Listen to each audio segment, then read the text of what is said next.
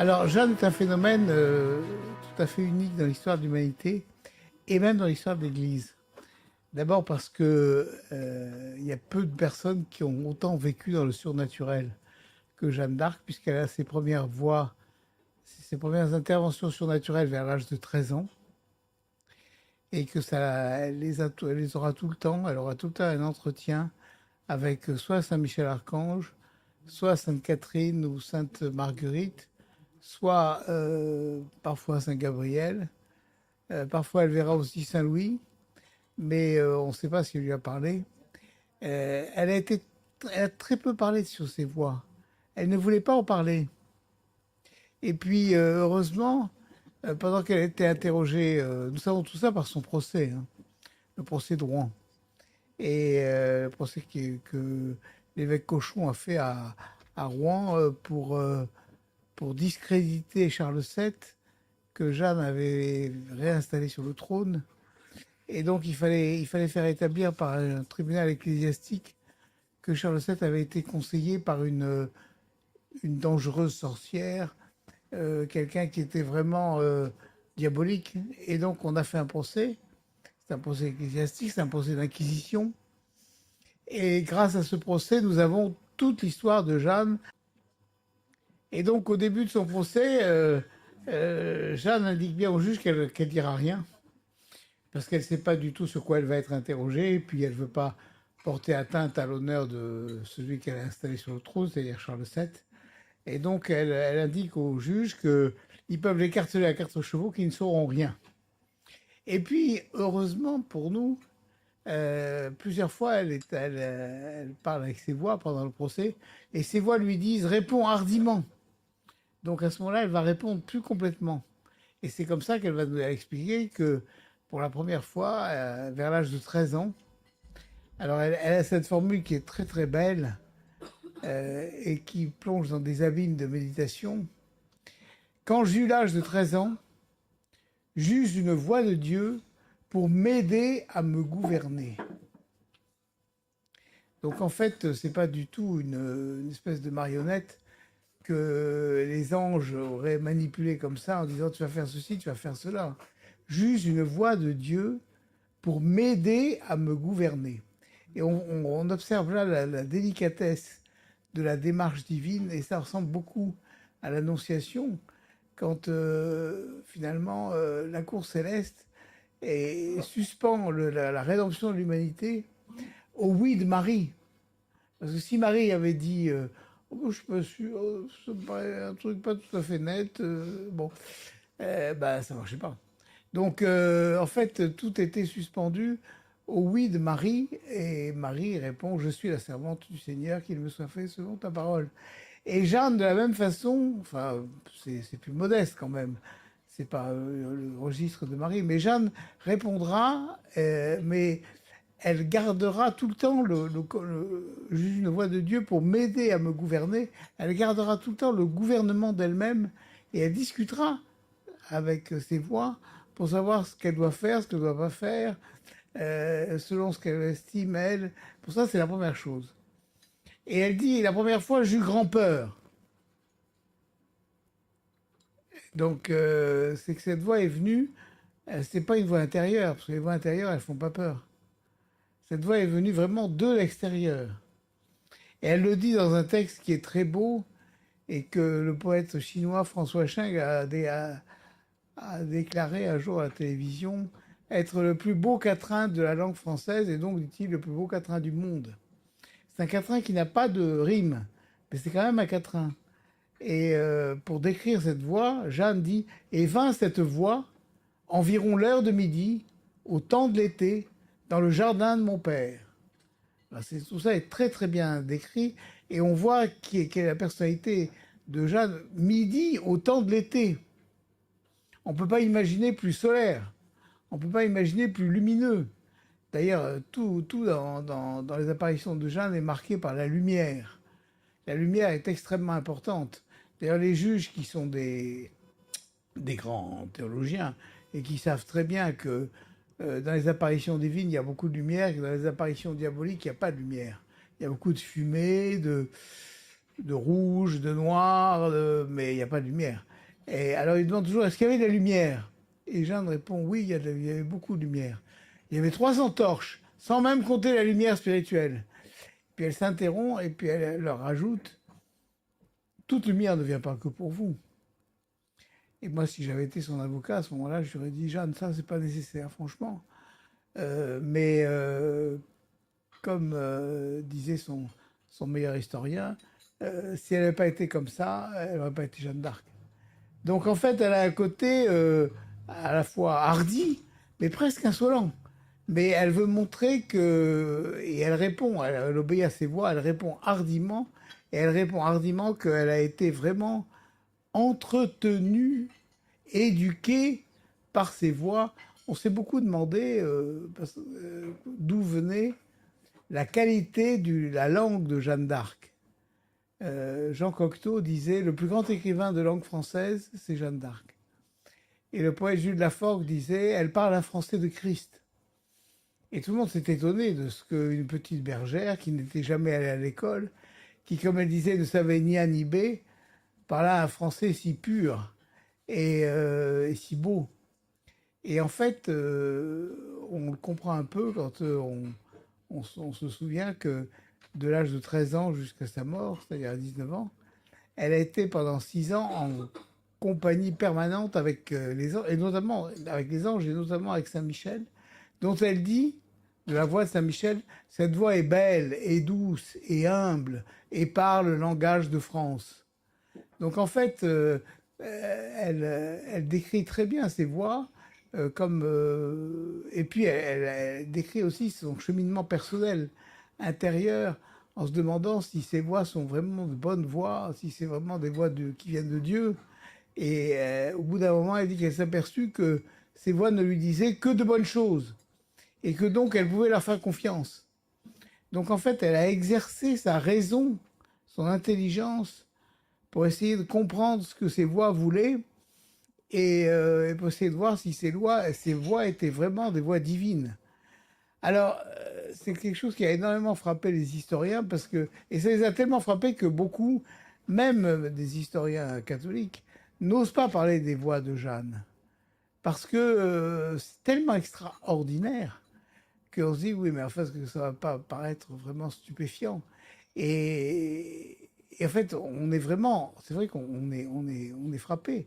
Mais d'un autre côté, on a son témoignage, ce qu'elle dit au juge de Rouen, qui est inscrit dans un dossier et qui a été transcrit par les greffiers. Et puis, c'est très difficile de remettre en cause ce qu'elle dit, puisque elle dit que ça s'est passé comme ça. Elle dit à un moment au juge, je l'ai vu comme je vous vois. Elle parle de Saint-Michel. Je l'ai vu comme je vous vois là maintenant. Bon, donc c'est pas une illusion. Et cette présence surnaturelle, qui est extrêmement forte, c'est donc très difficile de la récuser, puisque par d'autre côté, Jeanne apparaît comme une fille très raisonnable, très, comment dire, qui se laisse pas berner, qui se laisse pas emmener par des illusions, et qui est très attentive justement à ne pas se laisser berner par des illusions. Donc en fait, quand elle raconte ça, elle raconte quelque chose qu'elle a vraiment vécu. Et elle a donc vécu le surnaturel, la présence surnaturelle, la vie surnaturelle, depuis l'âge de 13 ans jusqu'à l'âge de 19 ans, en compagnie de ses anges et de ses saints. Alors d'abord, il y a eu Saint-Michel, puis ensuite, il y a eu Sainte-Catherine. Alors Sainte-Catherine, c'est Sainte-Catherine d'Alexandrie. Sainte-Catherine d'Alexandrie était une grande sainte savante, très savante, et qui avait été repérée par l'empereur romain de l'époque, et qui avait voulu la convertir au paganisme. Et il avait envoyé tous les meilleurs philosophes du temps, et Sainte Catherine avait réduit en bouillie tous leurs arguments. Et en plus, elle était très belle, donc il a voulu l'épouser. Elle a dit non, non, moi j'ai fait vœu de virginité, donc je n'épouse personne. Et donc alors à la fin, ils l'ont martyrisée. Et donc Sainte Catherine, c'est celle qui a enseigné à Jeanne non seulement le respect de la virginité, mais aussi l'intelligence, la sagesse, c'est une maîtresse en philosophie. Et Sainte Marguerite, c'est Sainte Marguerite d'Antioche, elle était princesse. Et donc Sainte Marguerite lui a appris ce qui était vraiment, comment dire, la vie à la cour, la vie dans le monde des rois et des reines. Et Sainte Marguerite d'Antioche était aussi une vierge. Donc Jeanne, qui avait fait vœu de virginité à l'âge de 13 ans, elle a fait un vœu secret, dont elle parlera longtemps après, mais elle, elle le maintiendra jusqu'au bout. Et les juges, on le sait parce que les juges feront vérifier une première fois quand elle arrive à Chinon pour voir le roi. Le roi se demande si c'est une folle ou si c'est vraiment quelqu'un auquel il peut faire confiance. Et donc il la soumet à l'examen de docteurs, qui sont des grands juges, des docteurs en théologie, des docteurs en morale, docteurs en philosophie, docteurs en droit. Et ces juges commencent par la mettre entre les mains des femmes pour vérifier si c'est vraiment une femme ou pas un homme. Bon, parce qu'elle est habillée en homme. Vous savez qu'elle était habillée en homme parce qu'elle était habillée comme un soldat. Bon.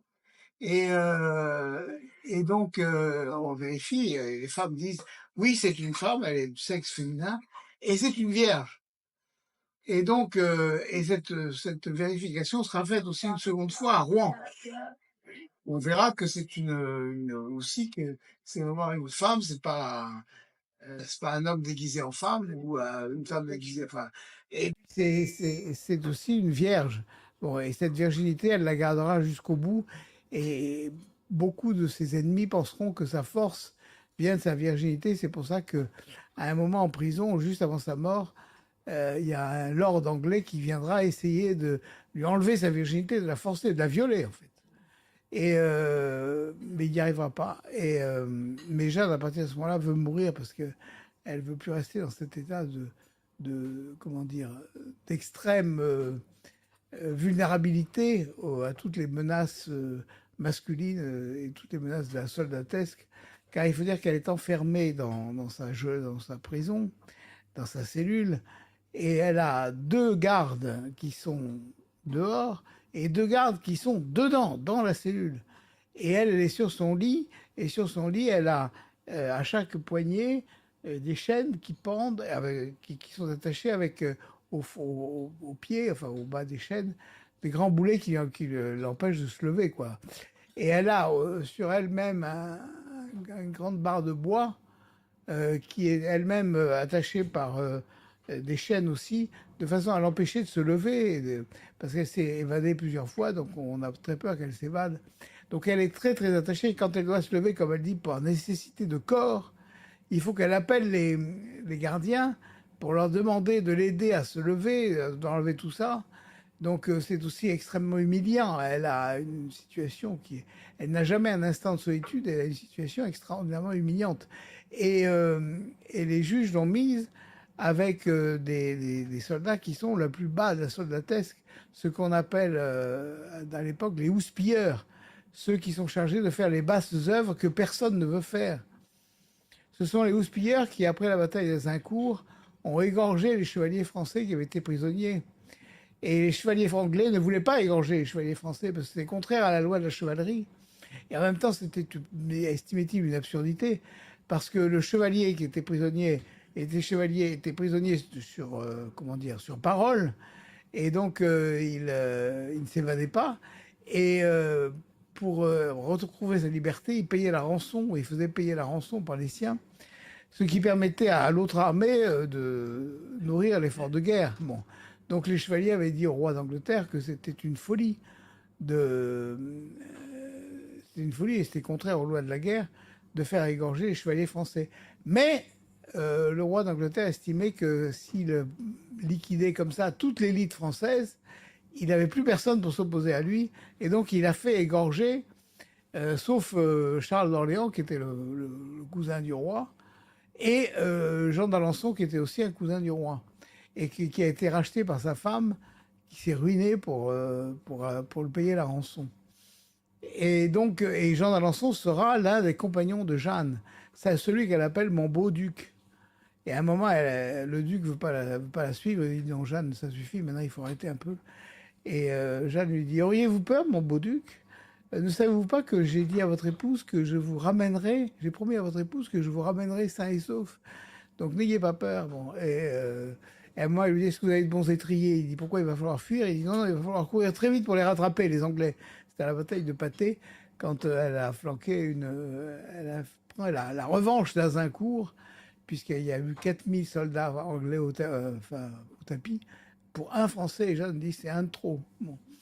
Et donc, elle est conduite. Alors, elle est conduite par ses voix, et c'est assez étonnant parce que elle a une mission, donc elle est très surnaturelle. On ne connaît pas dans l'histoire de personnes aussi ayant vécu autant dans le surnaturel que Jeanne d'Arc. Et en même temps, sa mission est très temporelle, elle est politique. Elle a comme première mission de libérer Orléans. Deuxième point de sa mission de faire sacrer le roi à Reims. Troisième point de libérer Paris, ce qu'elle n'arrivera pas à faire. Et quatrième point de libérer Charles d'Orléans qui est prisonnier en Angleterre. Et quand elle comparaît devant les juges à Rouen, elle n'a pas fini sa mission parce qu'elle a délivré Orléans, elle a fait sacrer le roi à Reims, mais elle n'a pas pris Paris parce que le roi a fait cesser l'assaut devant Paris, parce qu'il était en train de négocier avec les Anglais et les Bourguignons. Et puis en même temps, elle n'a pas pu continuer, elle n'a pas pu aller en Angleterre chercher Charles d'Orléans. Et donc elle estime qu'elle n'a pas fini sa mission, et c'est pour ça qu'elle reste en tenue de soldat. Elle reste en habit d'homme, et les juges lui reprochent, pourquoi tu portes un habit d'homme? Elle dit, je porte un habit d'homme parce que c'est l'habit de ma mission. J'ai une mission de soldat.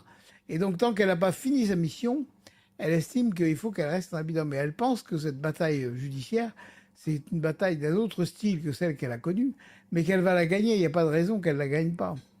Et donc, elle se bat tout le temps, et elle se battra longtemps, puisque le procès commence le 21 février et il finit le 30 mai. C'est long, c'est très long. Et donc, elle pensait qu'en 48 heures, on devait la liquider.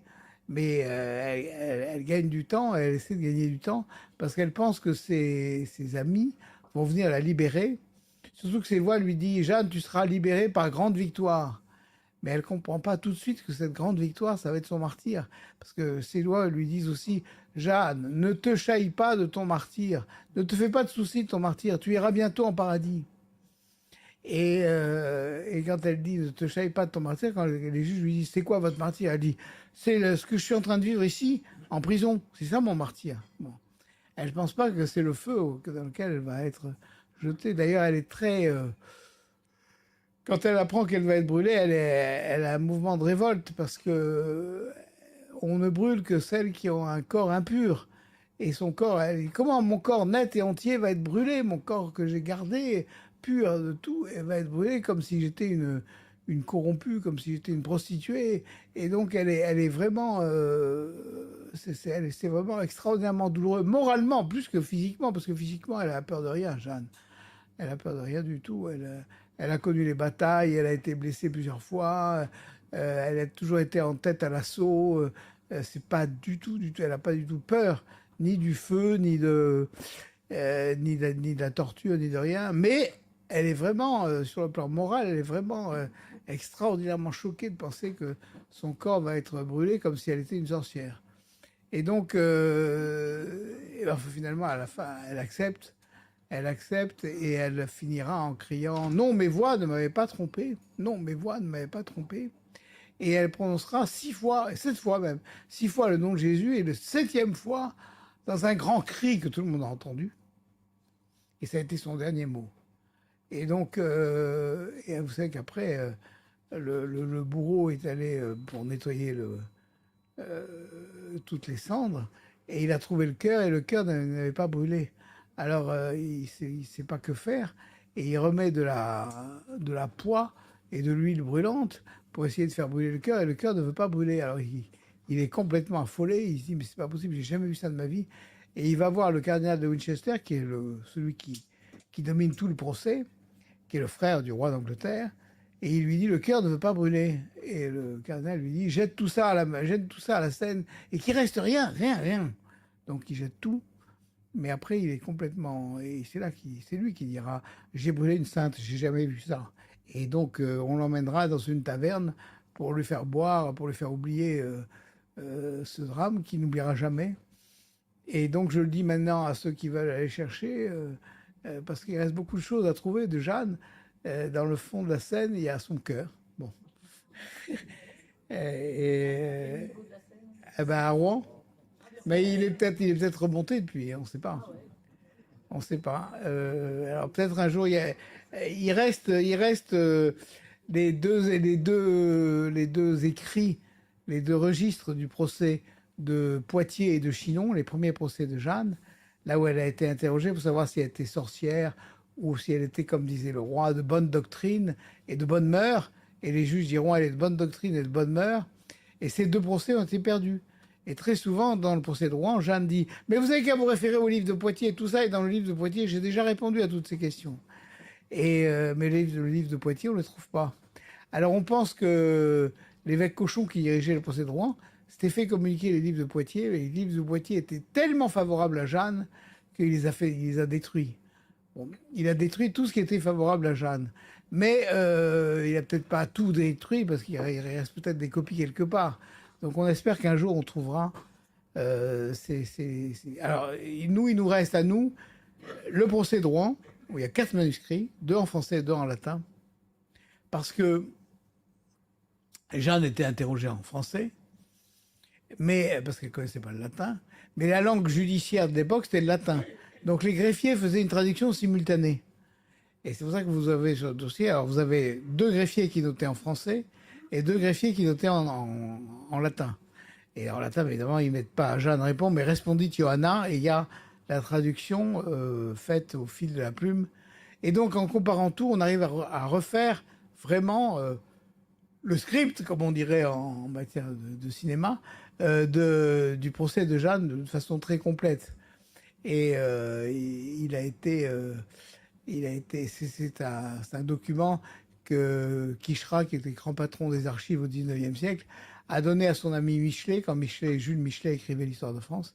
Et c'est avec ça que Michelet écrit sa Jeanne d'Arc dans l'histoire de France. Et ensuite, c'est ce document que le bibliothécaire de l'école normale supérieure, Lucien R, qui était un athée, anarchiste, a dit un jour au jeune Peggy, tu devrais lire ça. Il est allé lui chercher le manuscrit des procès. Et c'est là que Peggy a découvert Jeanne et il n'a plus jamais quitté. Jeanne est devenue sa muse. Et ensuite, il a écrit tous les poèmes que l'on connaît sur Jeanne d'Arc. Et puis, il a écrit ces immenses poèmes Ève, qui est 11 000 vers et qui se termine sur Jeanne d'Arc. Ève, c'est le grand poème de la création jusqu'à Jeanne d'Arc. Et donc, elle a été la vraie muse de cette. Elle a converti Peggy, elle l'a pris là où il était, elle l'a ramené dans la foi catholique et dans l'Église, et d'où il s'était écarté. Et donc, et puis on a aussi son procès dit de réhabilitation, qui est le procès d'annulation, parce que quand Charles VII est arrivé à Rouen, 25 ans après la mort de Jeanne, il s'est fait apporter le procès et il a dit qu'est-ce qu'on peut faire. Il a dit à ses légistes qu'est-ce qu'on peut faire. Et le légiste lui a dit vous, si vous pouvez rien faire, mais quelqu'un de la famille de Jeanne peut demander la révision du procès. Et donc la mère de Jeanne, qui était toujours vivante, Isabelle Romé, a demandé la révision du procès. Et cette révision s'est faite à Paris. Et on a interrogé des gens qui avaient à l'époque 55 ans, mais qui avaient connu Jeanne enfant et qui sont venus donc déposer pour. Et donc on a un tableau de Jeanne à Domrémy, un tableau de Jeanne pendant les batailles, de tous ceux qui l'ont accompagnée pendant tout le temps où elle a été en fonction jusqu'à son procès, quoi. C'est là où on a des témoignages qui sont extrêmement importants du duc d'Alençon, témoignage de Dunois, qui était le cousin du roi, qu'on appelait le bâtard d'Orléans, et qui était le grand chef de l'armée, et qui a eu beaucoup de discussions avec Jeanne, et que Jeanne a interpellé vivement, vigoureusement, et qui raconte qu'elle était extrêmement... il raconte tout ce qu'elle était ignorante de tout, sauf dans l'art de la guerre, où elle était très experte, comme ne s'y connaissait aucun autre capitaine. Et puis ils décrivent donc tout ce qu'elle a fait et tout ce qu'elle a conduit dans cette guerre, c'est-à-dire qu'elle a commencé par convertir les capitaines, la Hire, Saint-Traille, qui étaient quand même des hommes de main, des mercenaires, des gens qui n'étaient pas payés, qui n'avaient pas de solde. Donc ils se payaient en pillage dans les villages, dans les fermes. Et Jeanne avait vécu ça, dont Rémy, elle savait très bien comment ça se passait. Donc elle leur interdit le pillage, elle leur interdit évidemment le viol, elle leur interdit d'avoir des, des prostituées qui accompagnent l'armée, comme c'était le cas.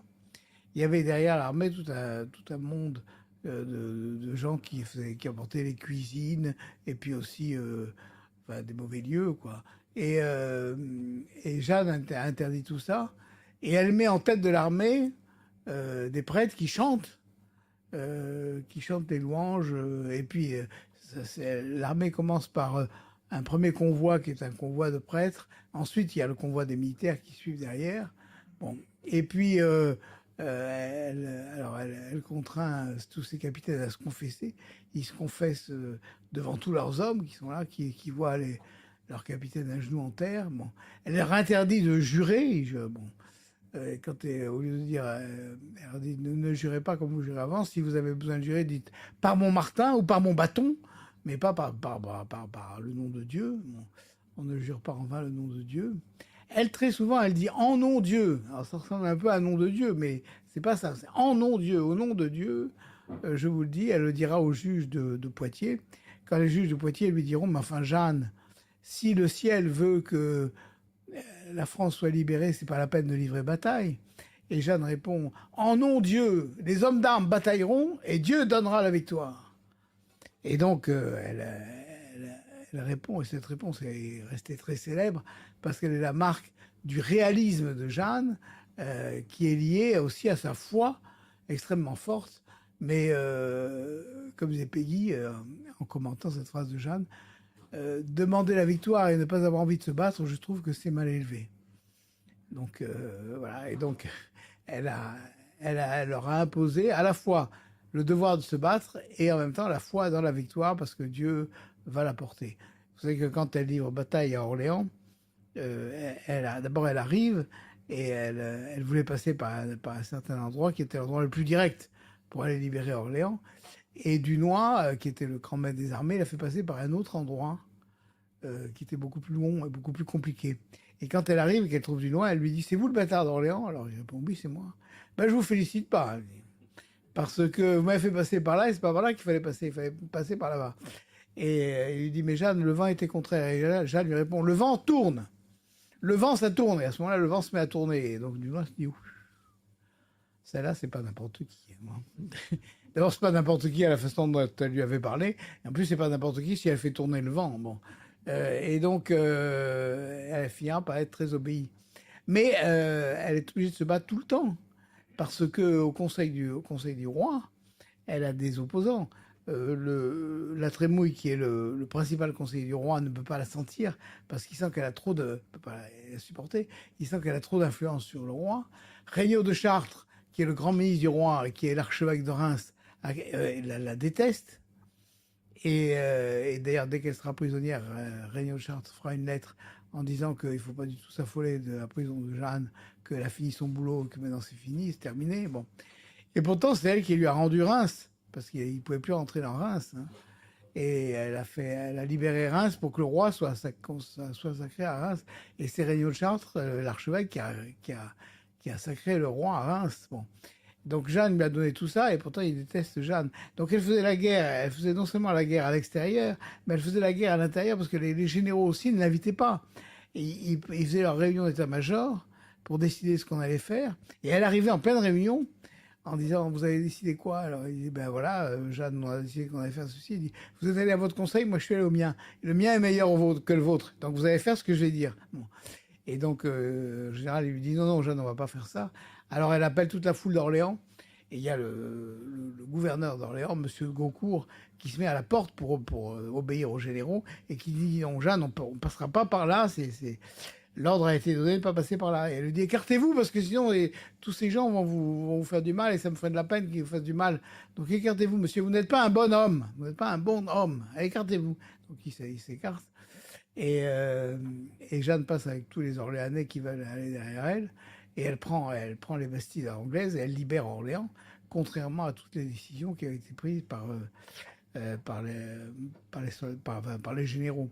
C'est vrai qu'elle risque sa vie, puisqu'elle dit je serai blessée, elle est blessée. Elle est blessée, elle reçoit une flèche là, juste au-dessus du sein, et elle l'arrache elle-même. Et on veut lui prodiguer des tas de trucs de sorcellerie, ce qui se faisait beaucoup à l'époque, qui se fait toujours d'ailleurs maintenant encore. Et elle dit non, non, je veux pas de ça, je veux pas de ça. Et puis elle va se recueillir et puis elle dit mais je vais remonter à l'assaut. Je savais que je serais blessée, elle avait annoncé à tout le monde qu'elle serait blessée. Et je remonterai à l'assaut et quand mon étendard touchera le sol, à ce moment-là vous me crierez, vous me direz, à ce moment-là vous rentrerez. Et à ce moment-là son écuyer lui dit Jeanne, ton étendard touche le sol, votre étendard touche le sol. Alors elle dit allez entrez, tout est vôtre. Et ils sautent tous et rentrent et ils prennent la Bastide et puis ils libèrent Orléans.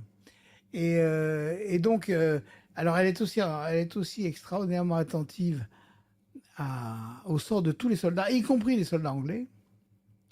Elle fera attention à ce que, lorsqu'ils sont blessés, à ce qu'on porte secours aux soldats blessés, à ce qu'ils ne meurent pas sans avoir les derniers sacrements. Elle appelle les prêtres pour venir les assister dans leurs derniers instants. Et si vous allez à Don Rémy, dans la basilique de Don Rémy, vous verrez, il y a une chapelle, une crypte. Et la crypte est une chapelle qui a été édifiée à la demande de Jeanne pour tous les soldats de toutes les armées du monde. Parce qu'elle était très... elle aimait beaucoup les soldats et elle voulait vraiment que tous les soldats aient l'assistance des prières. Voilà. En fait, Jeanne a pratiqué 3 saintetés. La sainteté dans le domaine militaire, ce qui est quelque chose qui n'est pas facile. La sainteté dans le domaine politique, qui est quelque chose d'encore plus rare, rarissime. Et sa sainteté dans le domaine politique, c'est qu'en fait, elle était plus intelligente et plus populaire, si on peut dire, que le roi et que tout le monde. Et elle aurait très bien pu écarter tout le monde et dire c'est moi la chef, hein, parce que elle savait mieux que personne ce qu'il fallait faire. Mais en fait, elle met un genou devant Charles VII, devant le roi, et elle le fait sacrer à Reims, et ensuite elle lui obéit, même quand il lui donne un ordre qui est idiot, l'ordre de lever le siège de Paris, parce que Jeanne lui avait dit mais si vous n'aurez pas la paix par toutes vos négociations, vous aurez la paix à la pointe de la lance. Et il veut pas l'écouter, il fait des négociations et ça sert à rien, et il lui donne l'ordre de ne pas mettre le siège devant Paris. Jeanne est blessée devant Paris, et puis après elle dit mais ça fait rien, je reprendrai Paris. Et puis finalement elle peut pas parce qu'elle obéit au roi. Et elle obéit au roi parce que elle sait que c'est l'ordre pour l'ordre politique qu'elle est venue rétablir, et elle va pas démolir l'ordre qu'elle est venue rétablir. Elle a une humilité extraordinaire dans le domaine politique. Elle est au service de quelqu'un. Quand vous voyez les tableaux de Charles VII de l'époque, tableaux de Fouquet notamment, bah vous savez, c'est pas brillant. Hein. Le pauvre, c'est l'incarnation, vous regardez cette tête, c'est l'incarnation du dépressif. C'est le dépressif absolument. Et moi, Jeanne n'a jamais dit ça, elle a toujours défendu. Elle a toujours dit c'est le plus fier chrétien qui soit.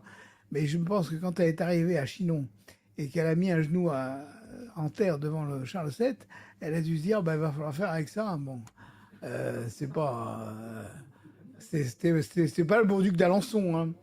C'était pas non plus mais ça fait rien. Elle a l'humilité extraordinaire. Elle a une humilité qui est une humilité concrète, bon vraiment, de service. Et alors que franchement, d'abord elle a les voix, et ensuite elle est beaucoup plus intelligente, même sur le plan naturel, sur le plan de la qualité naturelle, beaucoup plus intelligente que tous les autres. Bon. Et c'est pour ça que son confesseur dit au procès de réhabilitation, que Jeanne se confessait tous les jours et parfois plusieurs fois par jour.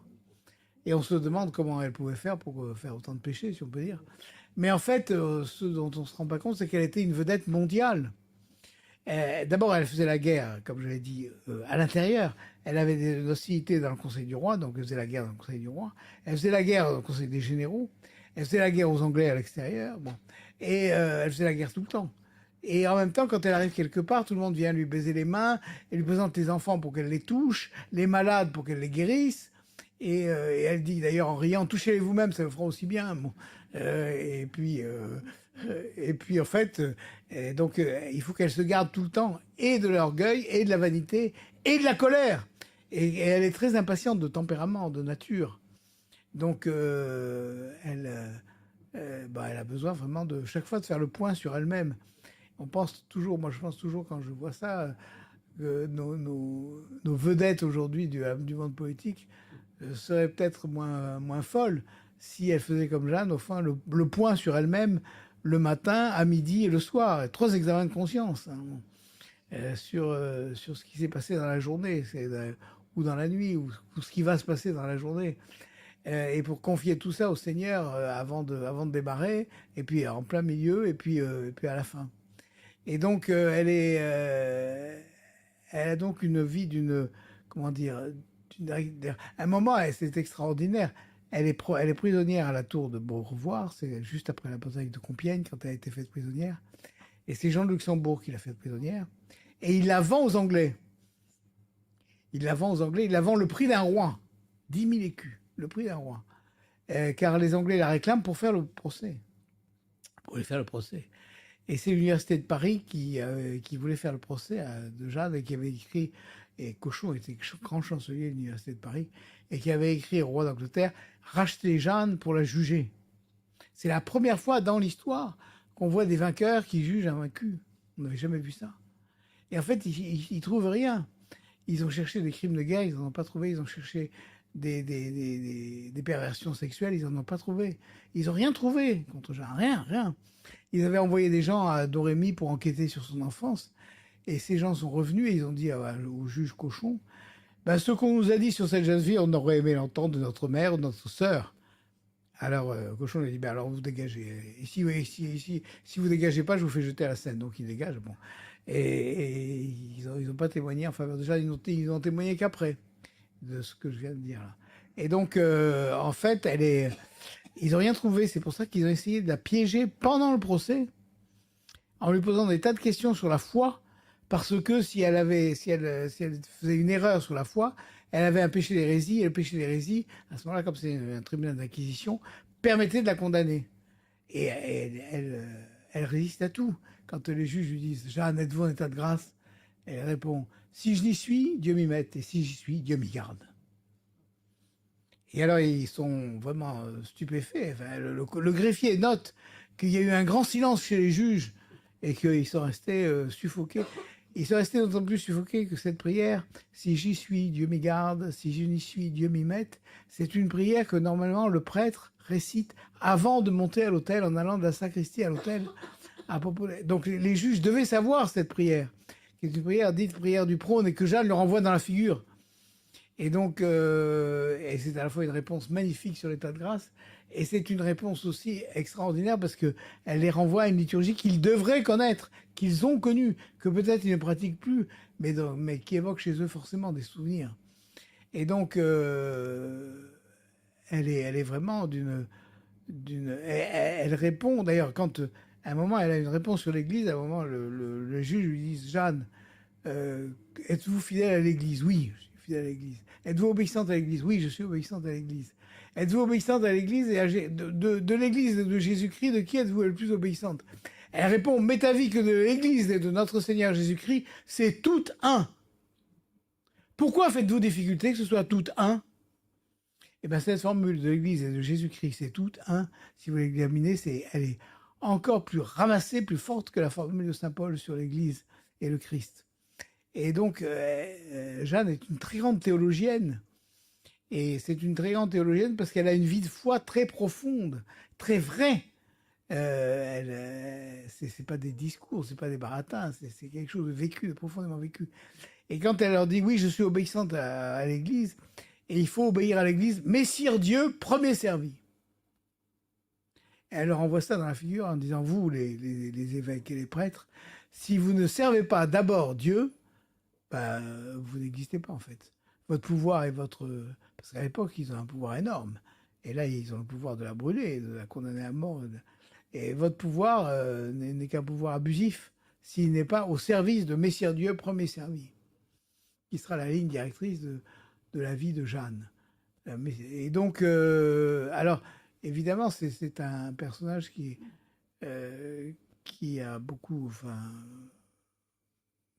comment dire, qui a beaucoup désarçonné parce qu'elle est condamnée par un tribunal d'église Ce jugement sera annulé 25 ans plus tard, mais il faudra attendre 5 siècles pour qu'elle soit béatifiée, et encore 51 ans entre son procès de béatification et sa canonisation, qui interviendra en 1920.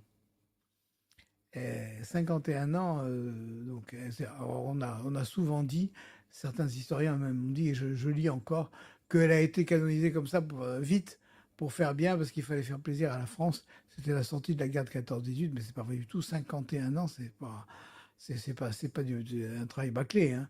C'est vraiment. Et à Rome, il y a eu une grande résistance des Romains, parce que les Romains disaient, beaucoup de Romains disaient, de près la Romain disait, si on canonise Jeanne, les Français vont devenir insupportables. Et ce qui n'était pas faux. D'autant que quand Jeanne a été, ne serait-ce que quand elle a été béatifiée, il y a eu une grande fête à Rome, et il y avait une grande délégation française, et il y avait donc le drapeau français. Et quand le drapeau français est passé à la hauteur du pape, qui à l'époque était le pape Saint Pidis a attrapé le drapeau français et l'a embrassé. Donc ça a fait vraiment jaser, si on peut dire. Bon. Et donc on s'est calmé, on a vraiment, et il fallait trouver un miracle, des miracles pour la canonisation.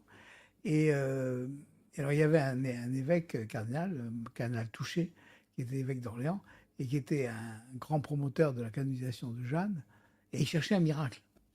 Alors il avait parmi ses paroissiennes, une paroissienne qui était dernière extrémité d'un cancer généralisé, mourante, et qui va à Lourdes. Et qui va à Lourdes avec son évêque, le cardinal Touché, Monseigneur Touché, qui emmène tout son diocèse à Lourdes.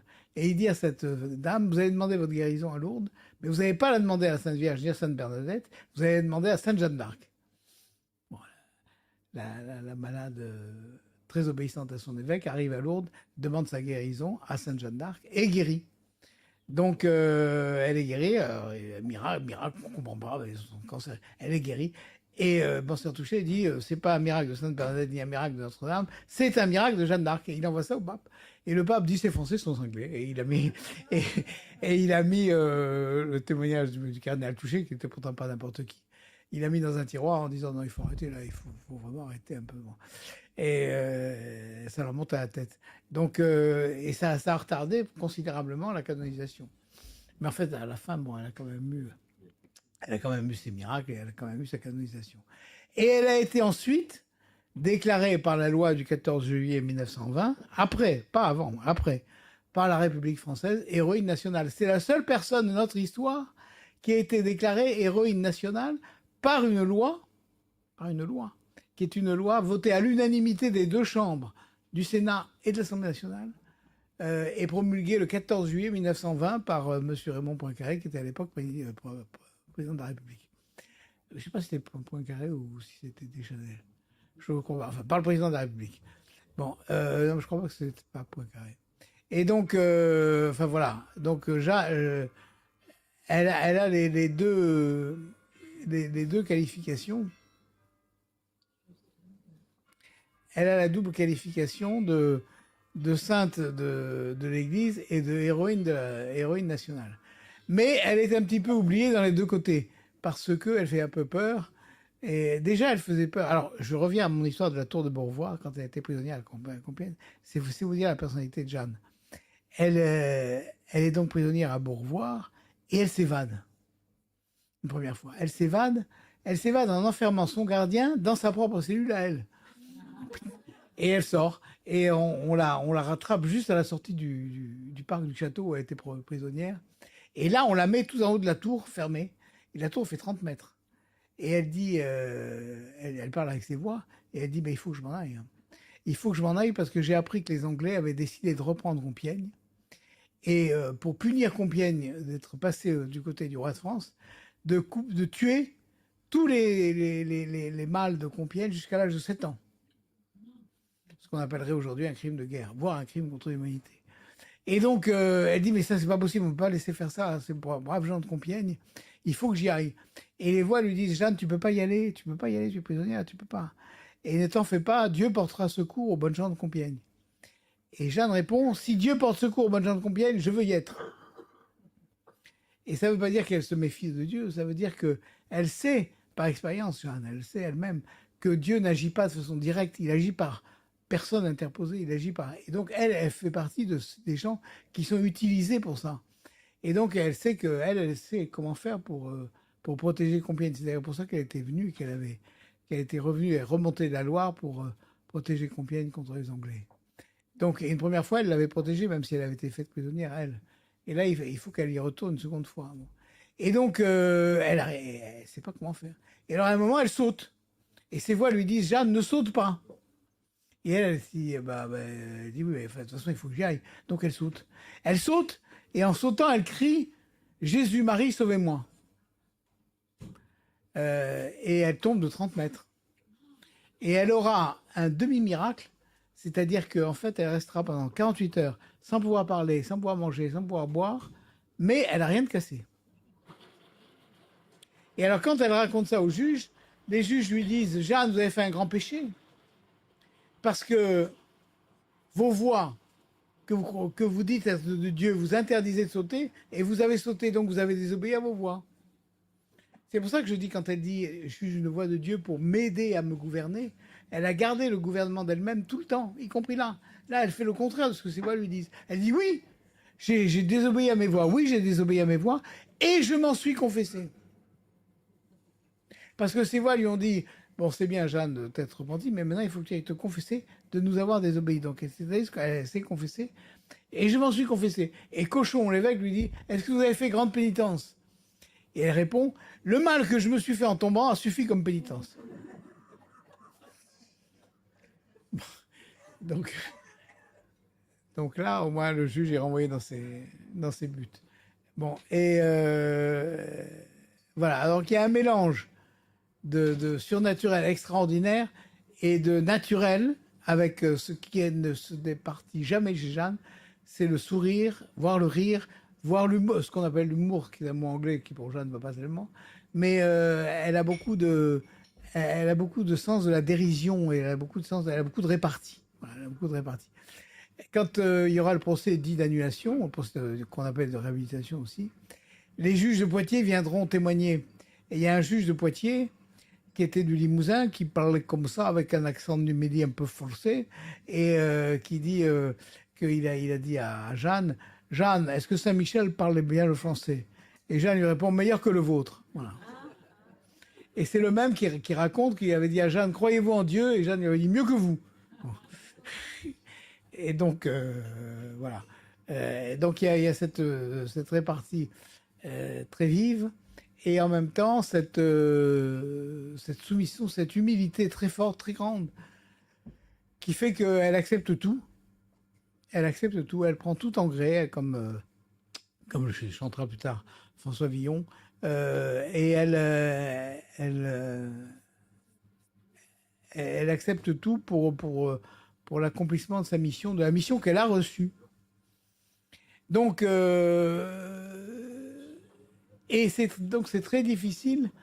Bon, c'est très difficile pour les historiens rationalistes le passage de toutes ces voix. C'est très difficile. Et j'ai encore lu il n'y a pas très longtemps un livre d'un prêtre même qui dit que Jeanne avait des voix intérieures, mais c'était pas du tout des voix intérieures, c'était des voix extérieures, des voix. Elle a vu Saint-Michel véritablement, comme je vous vois là. Et donc il y a une fréquentation extraordinaire du surnaturel. Et en même temps, il y a une force naturelle extrêmement forte. Et elle a une mission qui est une mission temporelle, qui est une mission politique, ce qui surprend beaucoup les juges et ce qui les met d'ailleurs dans très, très mauvaise humeur, parce que la politique de Jeanne est complètement contraire à la leur. Et c'est pourtant Jeanne qui, en définitive, a gagné. Bon. Voilà, ben j'ai à peu près terminé. Mais on pourrait en parler, on peut en parler. Il faut que je m'arrête parce que sinon je peux vous en parler toute la nuit.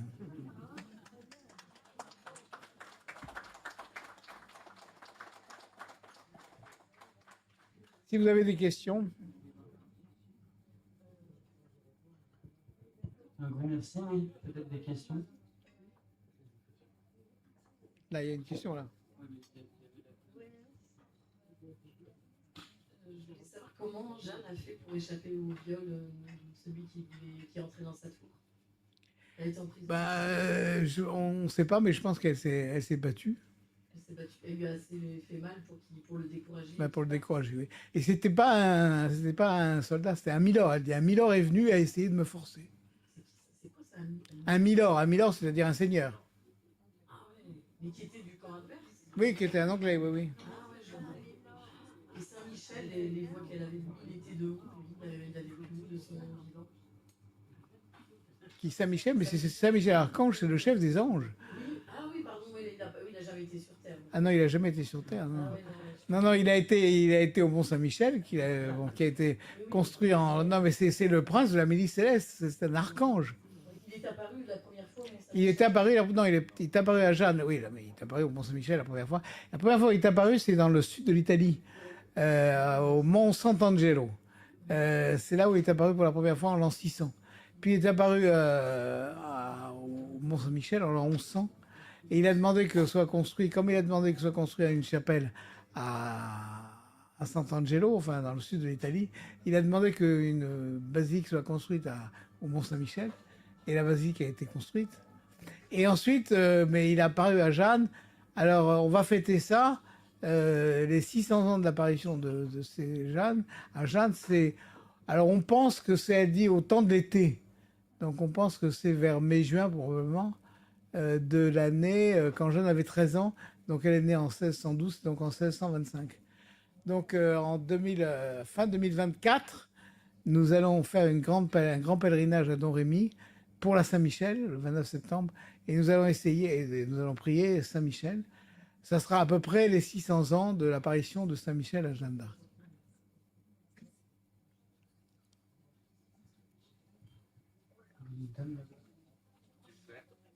Monsieur Charles VII était quand même très ingrat avec Jeanne d'Arc. Il n'a rien fait pour la sauver. Alors, je vous répondrai, on me dit que Charles VII est très ingrat avec Jeanne d'Arc. Je vous répondrai ce que répondait Jeanne d'Arc tout le temps quand je lui disais ça. C'est le plus fier chrétien qui soit. Elle ne supportait pas qu'on dise du mal de son roi. À cela dit, moi je pense qu'il n'avait aucune chance de pouvoir la récupérer. Jamais les Anglais, même s'il avait mis tout l'or, oui, il avait plus d'or, mais même s'il avait mis tout l'or qu'il pouvait sur la table, il n'aurait jamais rendu parce qu'ils avaient trop peur d'elle. Imaginez que quand elle a été brûlée, le bourreau, à un moment, a éteint le feu et pour la montrer morte, parce qu'ils avaient peur qu'elle s'envole. Pour la montrer morte et que tout le monde voit bien qu'elle était là, qu'elle était morte et qu'elle était en chair et en os, mais morte. Bon. Et ensuite, il a remis le feu. Parce que vous savez que dans ce supplice, les suppliciés mouraient d'abord d'asphyxie par la fumée plus que par le feu. Donc elle n'était pas, quand il a montré, elle n'était pas brûlée. Elle était asphyxiée. Mais donc les Anglais avaient la terreur de Jeanne, mais vraiment une terreur. Donc je pense. Alors, mais cela dit, je pense que Charles VII n'a pas été non plus extraordinaire. Hein. Mais enfin, c'est quand même lui qui le premier a lancé le procès dit d'annulation, puisqu'il a dit qu'est-ce qu'on peut faire. Il s'est fait, et ces hommes de loi lui ont dit ce procès, le procès de Rouen, est plein de nullité, mais vous avez aucune qualité, sire, pour demander. Vous avez pas qualité, vous pouvez pas. Et puis cette ingratitude de Charles VII ne fait que rehausser, si elle existe, ne fait que rehausser l'humilité de Jeanne.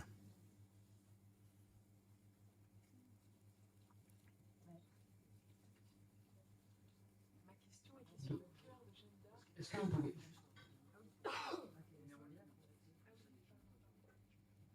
Ma question était sur le cœur de Jeanne d'Arc qui a été jeté dans la Seine et sur l'histoire qui s'ensuit, puisque.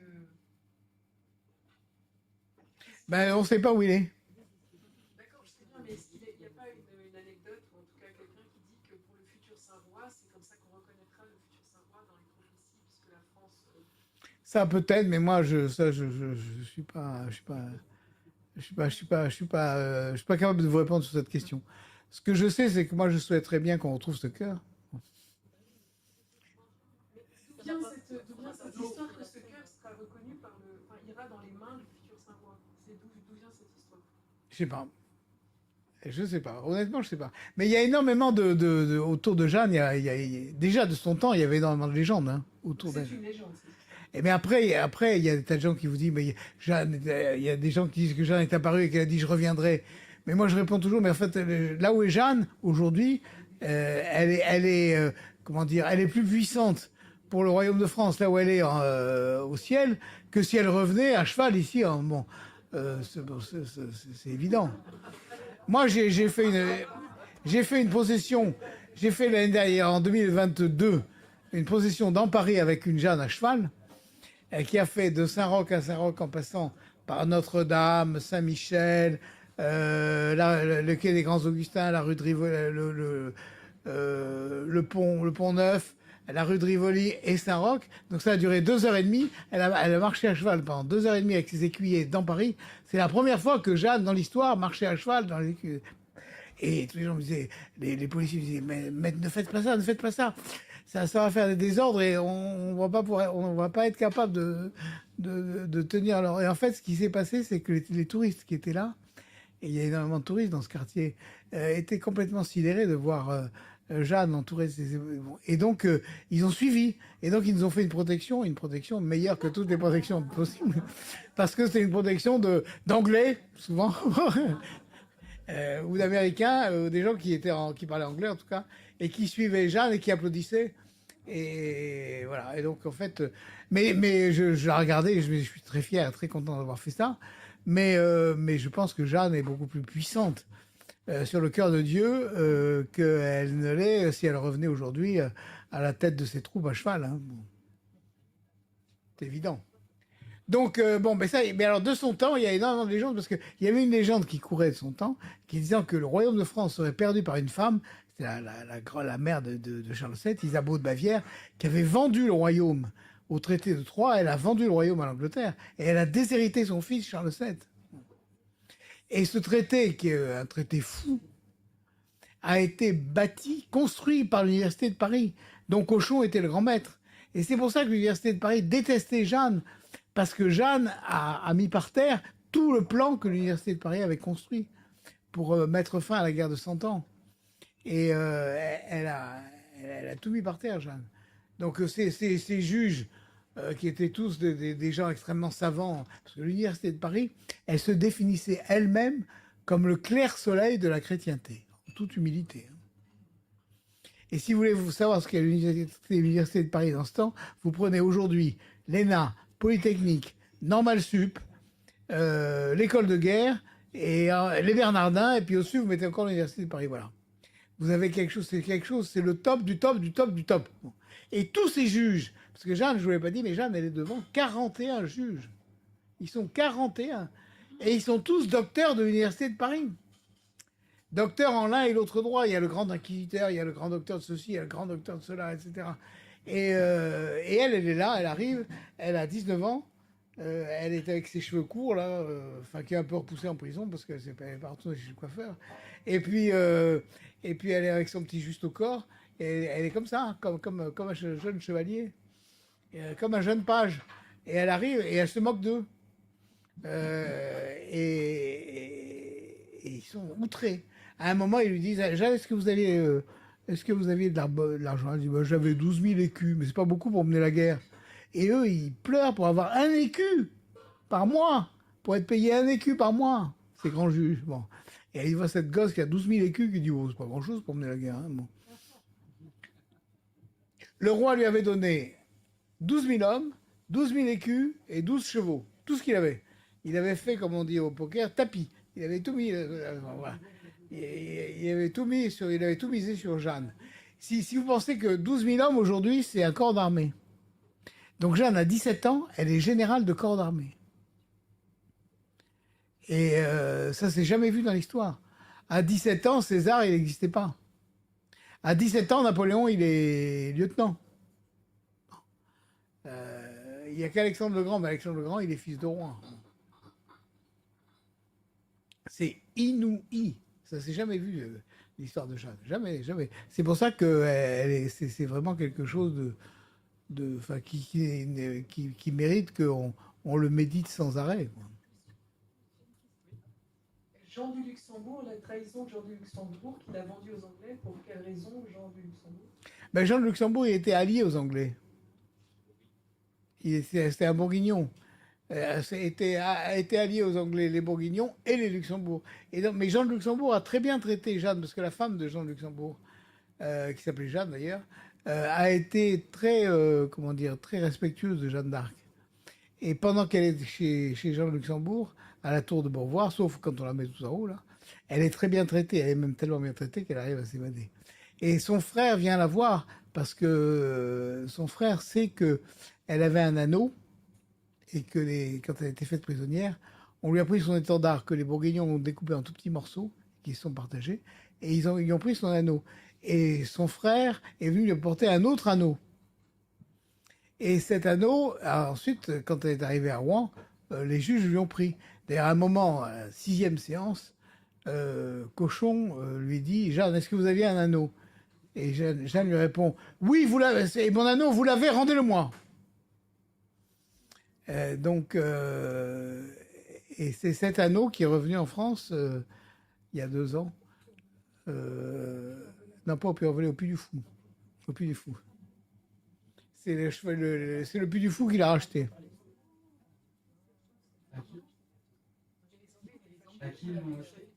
Ben, j'avais un ami qui est mort maintenant, qui me téléphone un jour et qui me dit l'anneau de Jeanne est en vente à Londres. Je lui dis bah oui d'accord, et qui puis-je moi? Alors il me dit je vous envoie le lien. Alors il m'envoie le lien sur internet et je regarde et effectivement il y avait un commissaire-priseur qui expliquait que cet anneau avait été dans la famille royale, puis ensuite il était passé de main en main et là il était vendu par quelqu'un qui avait besoin d'argent. Bon. Et il était mis pas tellement cher, 18 000 euros. Et alors, je me dis, tiens, c'est pas cher pour l'anneau de Jeanne. Et j'interroge le commissaire-priseur qui me dit, mais ça, c'est le premier prix, mais ça va monter beaucoup plus haut. Donc, cet ami me rappelle et je dis, écoutez, moi, je peux rien faire. Qu'est-ce que vous voulez? Moi, j'ai pas, il me dit que ça va monter dans les 500 000 euros. Et donc, il me dit, mais pourquoi vous n'en parlez pas à Philippe de Villiers? Alors j'ai appelé Philippe de Villiers et je lui dis ben voilà, l'anneau Jeanne. Il me dit mais qu'est-ce que tu veux qu'on fasse? Nous on n'a plus de sous, on a tout mis dans le dernier spectacle de Charette. Et puis c'est plus moi qui suis le patron, c'est mon fils Nicolas.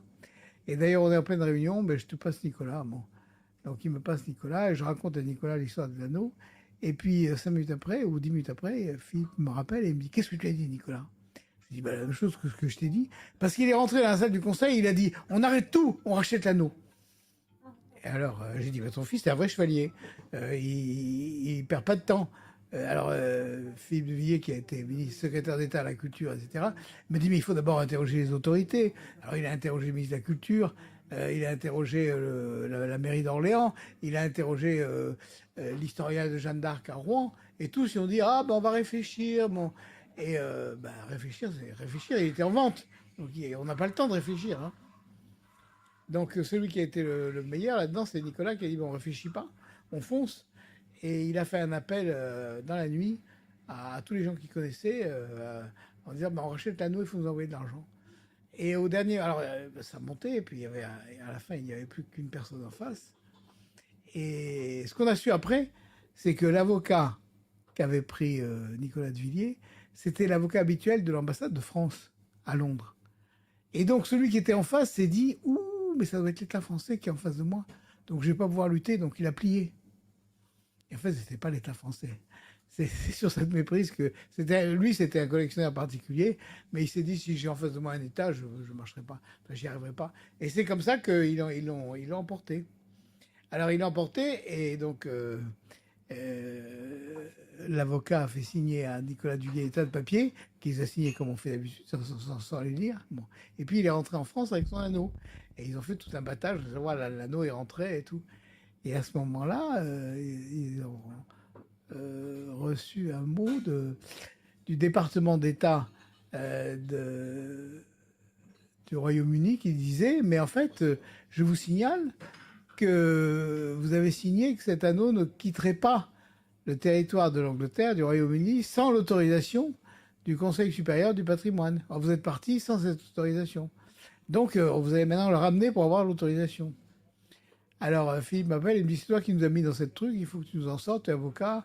Je dis écoute, cet anneau il a été volé et il a été gardé pendant 6 siècles. Donc on va demander des dommages d'intérêt, ça va être formidable. Bon. Et puis en fait, j'ai regardé un peu les textes et mon rêve était fou parce qu'il y a un accord bilatéral entre la France et le Royaume-Uni, ce qui fait que la police française et les douanes françaises doivent se mettre au service des douanes anglaises si elles ont à récupérer un bien qui appartient à l'Angleterre. Donc c'était fichu. Alors, je dis non, c'est fichu, si les douanes arrivent, il faut le rendre. Elle me dit, bon, moi, je vais le cacher. Je vais le cacher et puis je vais aller me constituer prisonnier à Londres. Je dis non, mais enfin, moi, à mon avis, c'est quelque chose qui doit passer par la reine. Alors il m'a dit, ah ben la reine, c'est pas idiot, mais la reine, je vois pas comment la joindre. Mais je me souviens qu'au Parlement européen, j'étais assez bien avec un lord anglais qui était député européen. Donc il a appelé ce lord qui lui a dit, mais moi je vois la reine demain ou après-demain, envoyez-moi un mot que je lui remettrai. Donc il a envoyé une belle lettre à la reine pour expliquer qu'il avait cet anneau. Et puis il n'y a plus qui a été remis, cette lettre a été remise à la reine. Et puis il n'y a plus aucune nouvelle. Et puis un mois après, ils ont reçu une lettre du département d'État du Royaume-Uni disant tout est en règle, vous pouvez garder l'anneau. Alors il a appelé son ami qui lui a dit mais qu'est-ce qui s'est passé? Et cet ami lui a dit mais chez nous, un battement de cils de la reine suffit. Donc la reine avait battu les cils en disant oui, il faut que... Parce que la reine Victoria, donc l'ancêtre de la reine Elisabeth et de l'actuel Charles III, la reine Victoria avait dit en son temps, au 19e siècle, cet anneau doit revenir en France. Donc en fait, elle a obéi à...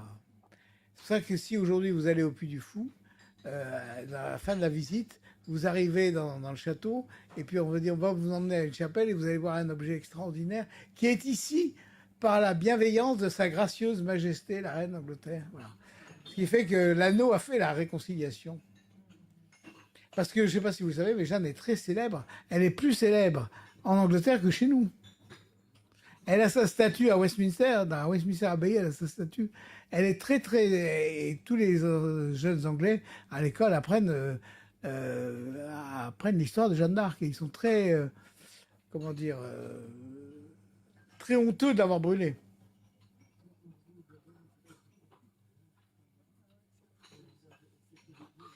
Il la vénère, l'avion? Non, il vénère. Ben maintenant, ils vénèrent Jeanne d'Arc. Ah ouais. Bonsoir. D'abord, merci pour votre conférence, c'était passionnant. Je voulais savoir juste pour Jeanne d'Arc, comment elle s'est fait pour devenir soldat à l'âge de 13 ans. Pour une fille, c'était pas courant à cette époque quand même. D'où lui sont venus ces dons d'être soldat? Ben alors justement, c'est une grande question parce que quand elle dit que quand Saint-Michel lui disait qu'il fallait qu'elle vienne en France et qu'elle libère Orléans, elle répondait mais moi je suis qu'une jeune fille de 13 ans, je ne sais même pas monter à cheval et je ne sais pas faire la guerre. Bon Saint-Michel lui disait va fille de Dieu, va et puis Dieu t'aidera.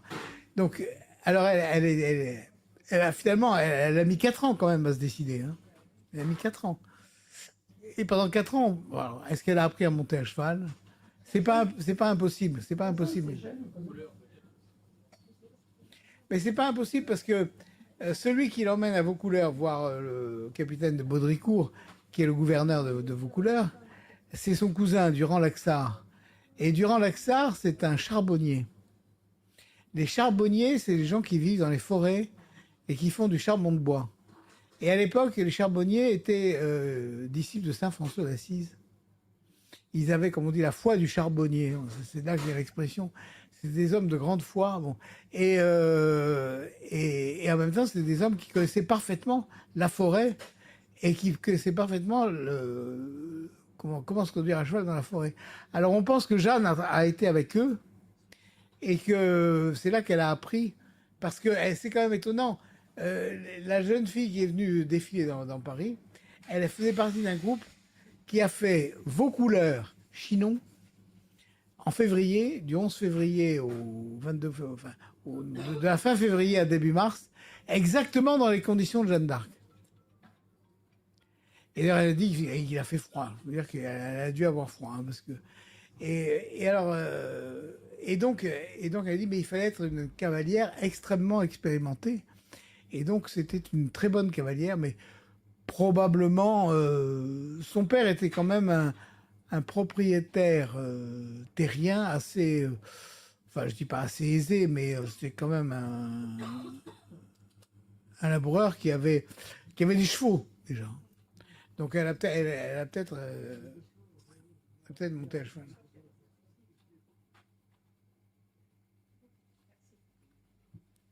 Bon, on a pas mal dépassé, peut-être vous êtes passionné, une dernière question si Là, vous en avez une derrière vous, là. Non?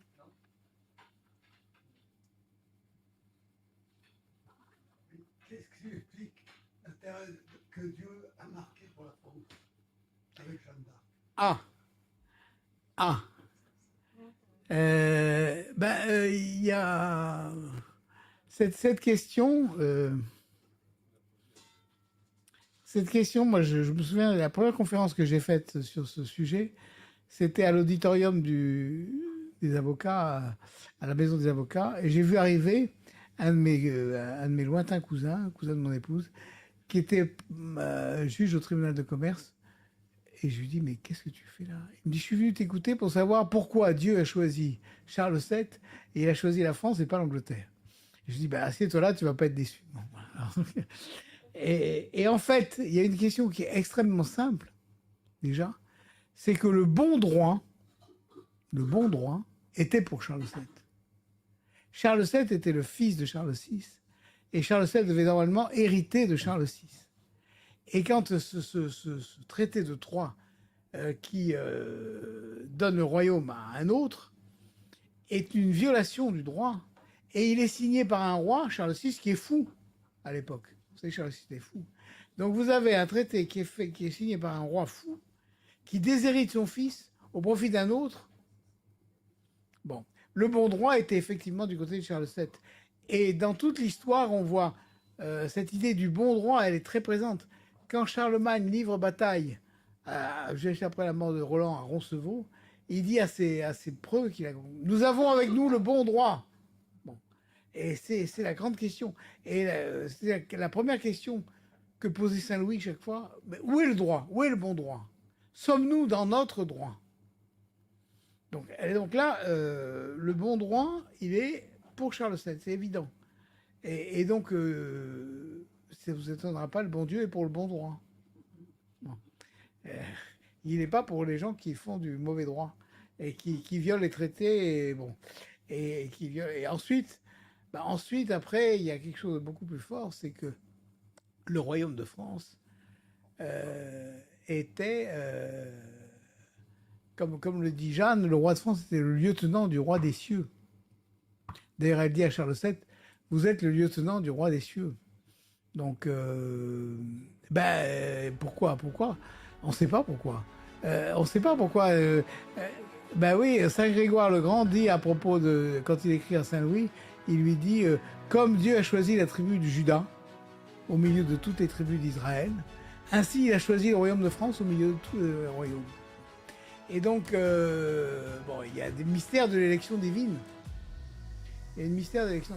Et ça, nous devons le méditer, nous, Français, parce que s'il y a un mystère d'élection divine qui vient probablement du baptême de Clovis, et puis ensuite de Saint-Louis, qui a été quand même le roi saint, ce qui n'était pas tout à fait fréquent. Pas tellement comme roi. Oui, mais là, on a une dynastie qui a continué. Non, mais vous avez raison, il y a un privilège, il y a une prédilection, il y a une élection particulière, comme dit le pape Saint Grégoire le Grand. Il y a une élection particulière du royaume de France, un traitement particulier du royaume de France. Et ça nous crée des devoirs, nous.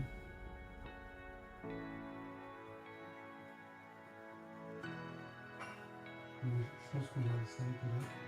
Merci. On va s'arrêter sur le mystère de la France. Merci.